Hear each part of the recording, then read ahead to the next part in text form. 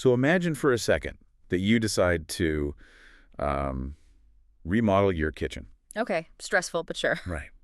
And you sit down with your contractor, and you are just crystal clear with them. You say, listen, money is tight right now. We need to really scale this entire project back. Make it a budget-friendly update. Exactly. Keep it simple. Let's just, paint the cabinets, keep the old appliances, that sort of thing. Which is, a totally rational approach to home ownership. Very rational. Yeah. But then you come home from a business trip a few weeks later, and not only have they imported solid gold fixtures Oh, no. and Italian marble for the floors, Yeah. but they've actually knocked down 3 load-bearing walls and, hired a team of artists and glass blowers from Venice to custom make a chandelier over your sink. At which point you immediately faint. Or, call your lawyer. Probably both, right?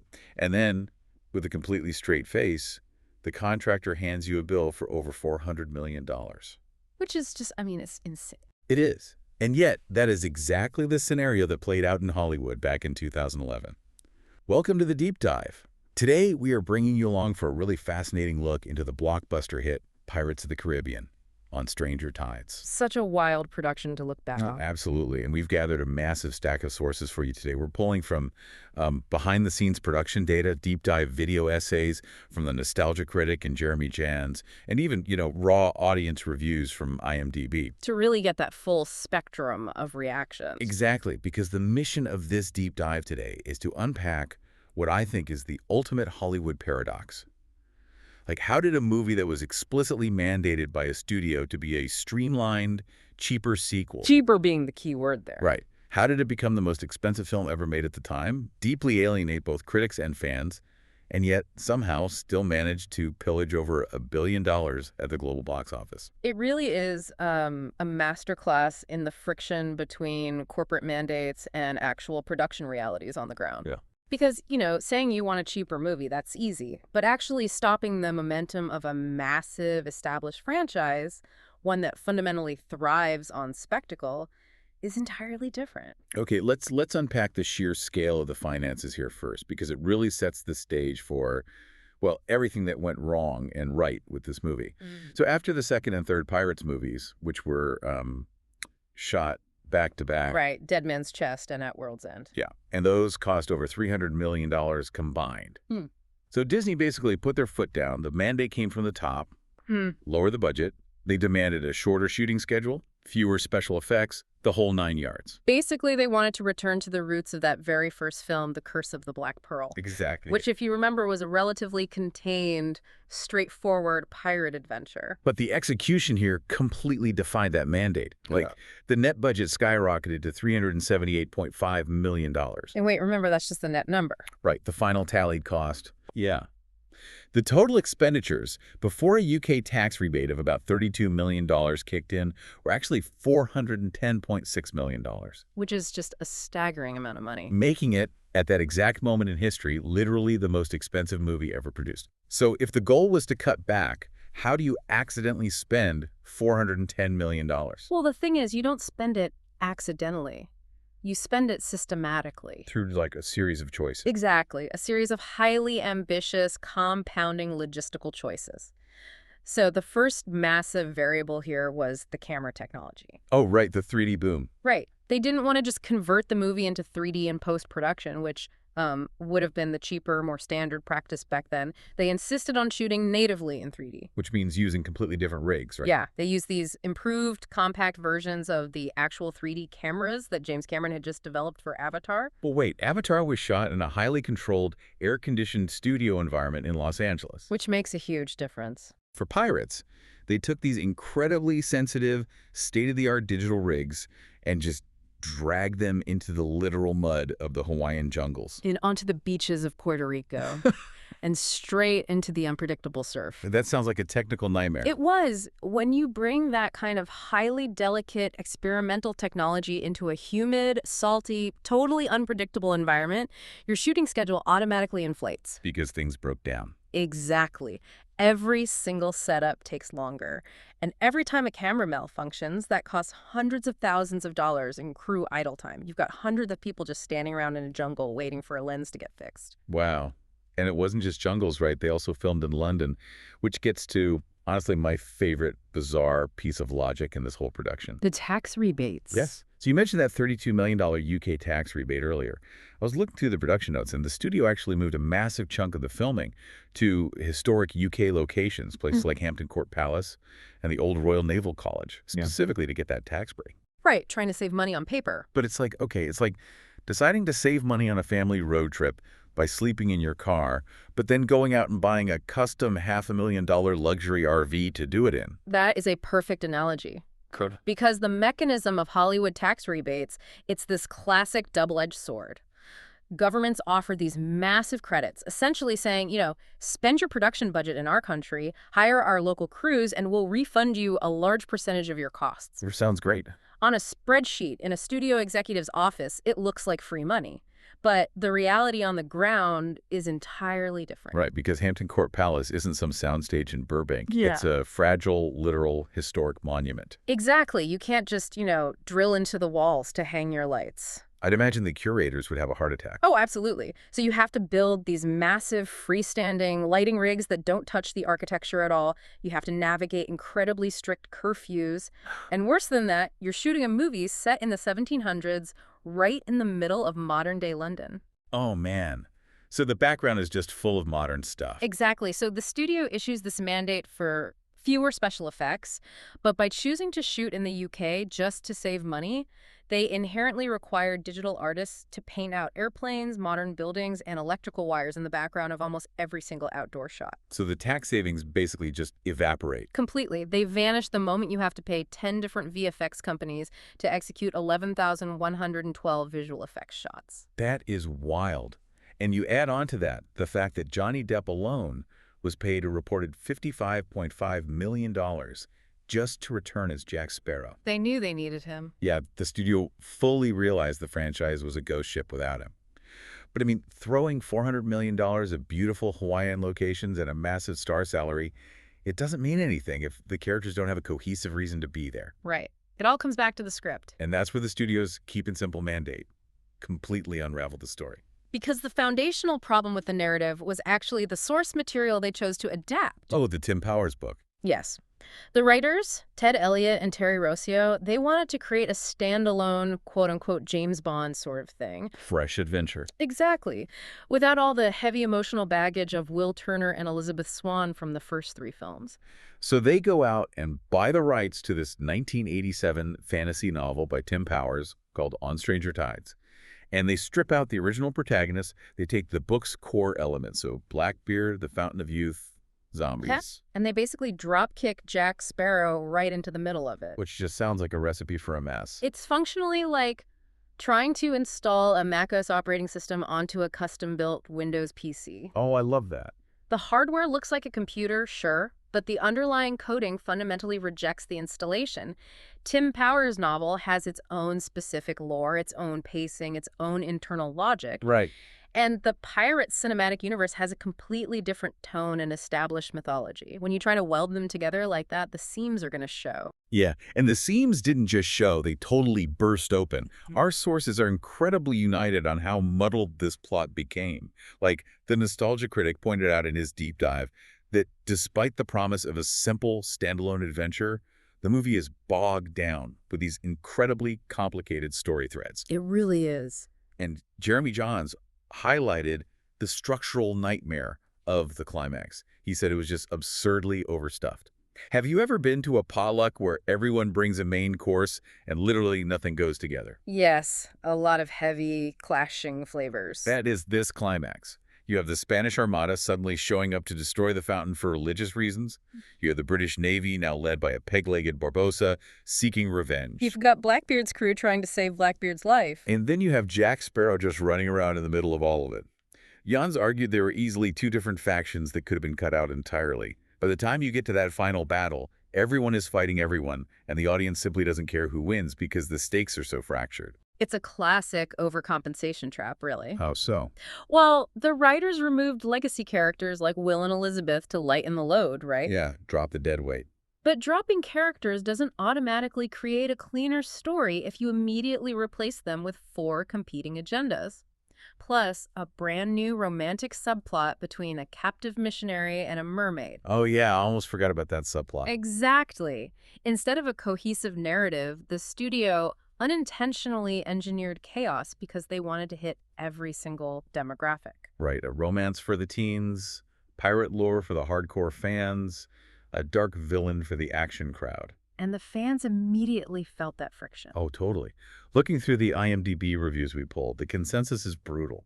Reviewers kept calling the plot lines pointless. They specifically criticized the script for abandoning the breezy, simple magic of that very first film and replacing it with this plotting rhythm that felt like it was just checking boxes rather than telling a story. And when you have a crowded plot with 4 different factions racing to a single destination, the narrative mechanics force you to physically split your characters up to show the different perspectives of that race. Which brings us to how this script completely failed its cast. This is where the production logistics and the script problems collide in a really fascinating way. The Penélope Cruz situation. Yes, let's look at Penélope Cruz. She was brought in to play Angelica, Blackbeard's daughter, and Jack's former romantic interest. I was reading through the production notes, and they ran into a massive physical hurdle right before filming began. Cruz discovered she was pregnant. Which is wonderful for her, but a logistical nightmare for a kinetic action movie. Exactly. How do you hide a pregnancy in a highly kinetic, swashbuckling action movie? You have to get incredibly creative, and it requires a multifaceted approach from the entire crew. The costume department actually had to design a specialized elastic corset for her. Wow, an elastic corset. Yeah, and they were conducting fittings every 3 weeks just to accommodate her changing shape without breaking the silhouette of an 18th century pirate. That is wild. And for the wide, full-body action shots, they actually hired her sister, Monica Cruz, who looks remarkably like her, to act as a body double. And then they used digital face replacement in post-production. It's an incredible practical and digital achievement, honestly. It really is. But, while the visual effects team could seamlessly hide the physical challenges of a pregnancy, they couldn't hide the structural flaws of the script. Exactly. One of the sharpest IMDb reviews we pulled pointed out what they felt was the movie's fatal flaw. It separates the actors. Like, you have this incredible, expensive cast, but Jack is barely on screen with Barbosa. Right. He's rarely spending quality time with Angelica. Even his loyal first mate, Gibbs, gets maybe 10 minutes of screen time with Jack before being sent off on a different errand. They paid tens of millions for this cast, so why write a script that keeps them all in separate rooms? Because the plot demands it. But the unintended consequence of that structural choice is that you lose the banter, the physical comedy, and the genuine chemistry that defined the earlier movies. Which is the whole reason people watch these movies. Exactly. The nostalgia critic isolated this perfectly regarding Jack and Angelica. He argued their supposed deep romantic history felt completely unearned. It was described, not felt. Just a bunch of exposition. Right. They spent all their scenes delivering exposition to each other about things that happened in the past rather than actually connecting in the present. And then there's Ian McShane as Blackbeard, who might be the most polarizing element of the entire film. We have 2 completely opposite takes from our video essay sources on this. It's a fascinating split. Yeah, so Jeremy Jans was all in on this performance. He called McShane a total badass, saying he was the coolest, most menacing villain in this series with great dialogue. But the nostalgia critic vehemently disagreed. He didn't just disagree, he loathes the performance. The critic felt McShane was completely miscast and lacked any passion. He specifically complained that McShane spoke with an instant ADD voice, basically so quiet and uninflected that it made it impossible to pay attention to what he was actually saying. It's quite the contrast. So how do 2 prominent reviewers watch the exact same performance and come away with completely opposite conclusions? Because they are judging him against 2 different baselines, essentially. If you look at McShane's performance in a vacuum, you see an actor making a very grounded, deliberate choice. Right. McShane built his career playing nuanced, subtly terrifying characters. I mean, look at his incredible work on the series Deadwood. He doesn't yell, he menaces. Right, but he isn't in a vacuum here. He's in a Pirates of the Caribbean movie. Precisely. And that franchise has a deep DNA of overly theatrical, operatic villains. Jeffrey Rush chewed the scenery brilliantly in the first movie. Oh, totally. Bill Nye gave us an incredibly tragic, over-the-top Davy Jones with a CGI tentacle beard. So for viewers like Jeremy Jahns, McShane's quiet, grounded evil felt fresh. It was a palate cleanser. Makes sense. But for viewers like the nostalgia critic, who are primed for that big, theatrical pirates energy, a quiet performance just translates as a boring one. We see this a lot when actors try to ground a heightened universe. Thankfully, there was one element of the cast that managed to unite everyone. Geoffrey Rush, returning as Barbossa. Always a standout. Universally praised across the board. In this installment, he's a privateer working for the British Navy, sporting a powdered wig and a peg leg. Which, by the way, was achieved practically by having him wear a blue sock on set. A blue sock. Yeah, a blue sock that the VFX team digitally replaced with a wooden leg later. But Rush inherently understands the exact tonal frequency these movies require. He grounds the absolute absurdity of the world with genuine Shakespearean commitment. He really does. So, okay, we have a messy, fractured script and a cast separated by plot mechanics. Let's look at the visual execution. Because the guy steering this billion-dollar ship wasn't the original captain. Right, Gore Verbinski was out. Yeah. Verbinski, who really defined the look and feel of the first 3 films, Right. he left the franchise to direct the animated movie Rango.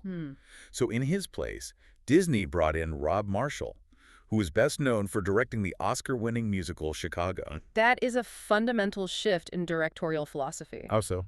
Marshall doesn't approach a scene like an action director. He approaches it with a choreographer's eye. Oh, that makes so much sense. And you can see the absolute peak of that approach in what is universally considered the highlight of the movie, the mermaids. Such a stunning sequence. Every single source we looked at praised this sequence. Bringing these creatures to life was this intense physical labor of love. They didn't just use CGI. They hired 8 model actresses for the close-up, out-of-water scenes and 22 professional synchronized swimmers for the complex water work. All of them wearing motion capture suits in the surf. Right. But it was a massive logistical undertaking compounded by a very specific, honestly somewhat infamous mandate from the producer, Jerry Bruckheimer. The casting notice. Yeah. I couldn't believe this when I read it, but it's true. Bruckheimer put out a casting notice requiring all the mermaid actresses to have 100% natural breasts. Which caused quite a stir. I bet. His logic was that breast augmentation didn't exist in the 1700s, so they needed anatomical historical accuracy. A very specific attention to detail. Yeah, let's call it that. But regardless of the bizarre casting mandates, the CGI, which was handled by industrial light and magic, was breathtaking. They modeled the translucent membranes of the mermaids' tails on the movement of jellyfish and the fabric of ballet tutus. It's beautiful work. The physical endurance of those synchronized swimmers, combined with that level of digital artistry, created a genuinely terrifying, beautiful set piece. And that mermaid sequence worked because it played perfectly into Rob Marshall's strengths. It wasn't a chaotic, physics-defying fight. It was a synchronized, rhythmic, theatrical dance of death. But outside of that sequence, the action was heavily criticized. Like, IMDb reviewers and the nostalgia critic both complained bitterly about the sword fights and chase scenes. They miss Verbinski. Exactly. They miss Verbinski's bizarre, brilliant stunt work, like that iconic 3-way sword fight on a rolling water wheel from the second movie. Which is hard to top. Marshall's action just felt flat in comparison. And worse, it felt dark.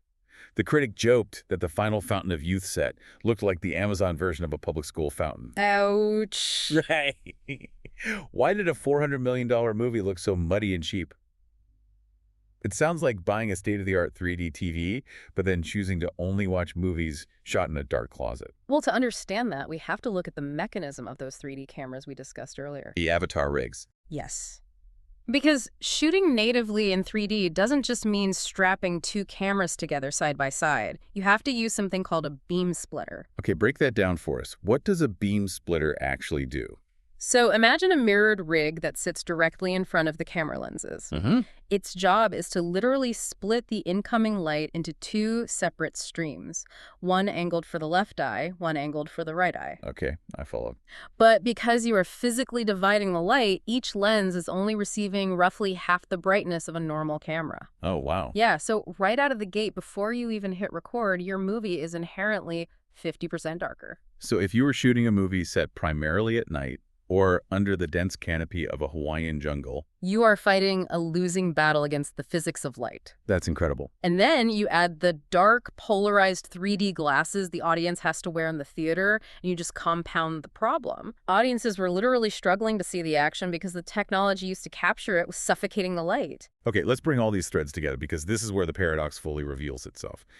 You have a movie that cost over $400 million to produce. You have a messy script trying to force a standalone novel into a cinematic universe. With a cast kept in separate rooms. Right. A villain that split audiences right down the middle and action scenes that were mechanically too dark to see. Predictably, the critical reception was a total battering. It holds a dismal 32% on Rotten Tomatoes. Roger Ebert gave it 2 out of 4 stars, calling it too much of a muchness. Mark Kermode, the highly influential British critic, famously called it a big empty nothing. It frustrated the critics, and the IMDb reviews prove it frustrated the hardcore fans. And yet, The box office tells a completely different narrative. It was an absolute juggernaut. On Stranger Tides, grossed $1.046 billion worldwide. Alien with a B. Yes, it broke overseas records, dominating markets in Russia, China, and Japan. It became the 8th film in cinematic history to cross the $1 billion mark. It basically proved to be entirely 100% critic-proof. So what does this all mean? Well, if we connect this to the bigger picture, it's easy to look at that $1 billion and just say, well, global brand recognition wins again. People love Jack Sparrow. Yeah. And that is partially true. In the international market, the promise of a global visual spectacle like mermaids in 3D can often outweigh structural narrative flaws. But there is a deeper economic mechanism at play here that explains that massive number. And this is the real aha moment of this whole deep dive for me. Remember how we said the 3D cameras made the movie incredibly dark and muddy? The beam splitters? Right. Well, the studios didn't really care about the visual degradation because they had found an economic loophole. In 2011, we were right in the middle of the post-Avatar 3D boom. Exactly. When a movie was released in 3D, theaters attached a premium surcharge to the ticket price. Audiences were paying 20 to 30% more per ticket just for the privilege of wearing those glasses. And 66% of the weekend gross overseas came from those premium-priced 3D showings. The movie didn't make $1 billion just because 1 billion people wanted to see it. It made $1 billion because the studio artificially inflated the price of admission using a technology that actually made the movie harder to watch. It was an absolute masterstroke of franchise economics. They leveraged a brief historical window where the novelty of a format could financially insulate a mechanically flawed film. Which leaves you, the listener, with a really lingering question to chew on today. Think back to our kitchen remodel. If a movie studio can completely ignore the traditional rules of cohesive chemistry and solid storytelling, If they can bypass critical acclaim entirely. and still make $1 billion simply by exploiting a technological surcharge and delivering a familiar face, what does that mean for the future of franchise filmmaking? Will studios eventually just stop trying to write the perfect script as long as they know they can engineer an economically perfect spectacle?